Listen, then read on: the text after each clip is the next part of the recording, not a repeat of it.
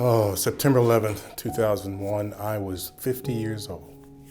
And I just gotten through working out at the Macon Health Club, downtown Macon, when, as I was leaving, the pictures of the first jet going into the World Trade Center. And I didn't think too much of it other than it was an accident, an air accident.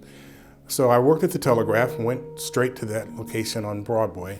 And as I'm walking in the newsroom, all the TVs are on, and a second jet goes into the World Trade Center. And it was like, it was an earthquake, a tsunami of emotions. Everybody realized at that point that this was no accident, this was an attack of some sort. Didn't know much of how it happened or who had sponsored it, but in a newsroom, when you have a big event like that, it just, everybody, even people that weren't working, came in because we knew we had to cover a lot of different aspects of the story. On September 11th, 2001, I was actually in our new home. My wife and I had purchased a new house and we were moving in, and we woke up that morning and just getting coffee and just our regular routine of unpacking boxes, and my wife flipped on the television and she was saying, "Look at this." And I looked over at the television and I said, "Well, is the building on fire? You know, what is it? What was going on?" And about that time, the second plane had hit. On September 11th, 2001, I was 10 years old.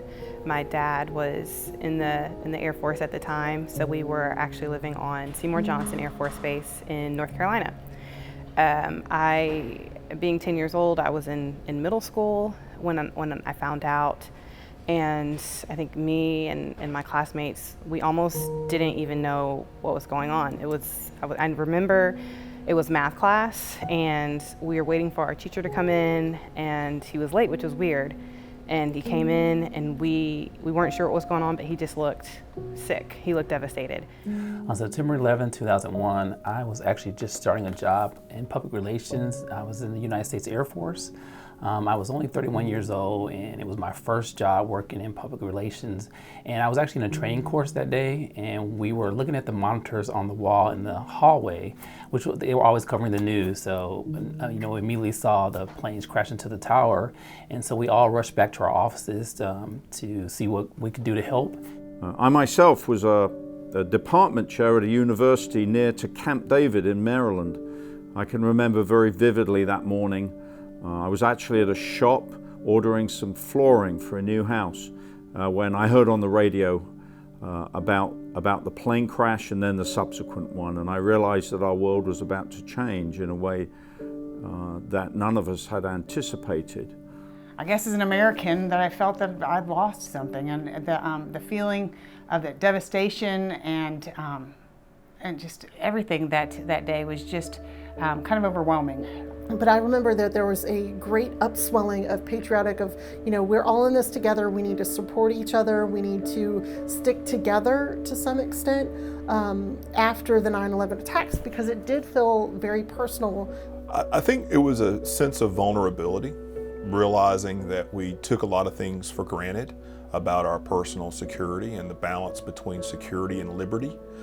I remember one instance where some officers went to lunch one day, and we were sitting at lunch, and as we were sitting at lunch, we'd all been briefed on watching for suspicious packages and things like that. And we're at lunch at a sub shop, and a few minutes, a gentleman walked in, looked around, and then pulled the backpack off and laid it in a seat and left. And probably 30 days prior to that, I would have thought nothing of that. I would have said, well, he's probably sitting it there, leaving it there. And that was the case. He was saving his seat. But it changed my mindset, and all of us at the table had such anxiety about that that we went out and challenged it.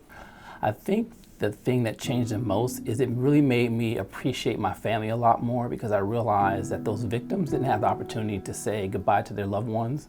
So I really took into consideration that I wanted to make a conscious effort to let my family and friends know that I really love them, I really appreciated them, and that I wanted them to know that on a daily basis. So if anything ever happened to them, they knew from me that I loved them and I appreciated them. And that's changed the way we think about ourselves. It's changed the way we think about people around the world. And I think it also brought out a disease within us where we want to blame a whole group of people for what was the actions of a few. And I don't think we'll ever recover from that. I think it kind of gave us a sense that we, as Americans, aren't untouchable. I think sometimes we feel that we're America, don't mess with us. And, there's lots of things that happen in other countries and it doesn't really happen in America. And I think September 11th showed that we're not untouchable, that awful things can happen to us in our own country. If there is any legacy of the pain of 9/11, it's that there can be a better way. And that surely at Middle Georgia State is what we do as educators, to try and help our students find that more purposeful way. So I wish you, at this time of the anniversary, your own moments of reflection, and I wish you peace. And I thank you for the work you do to help us build a better future.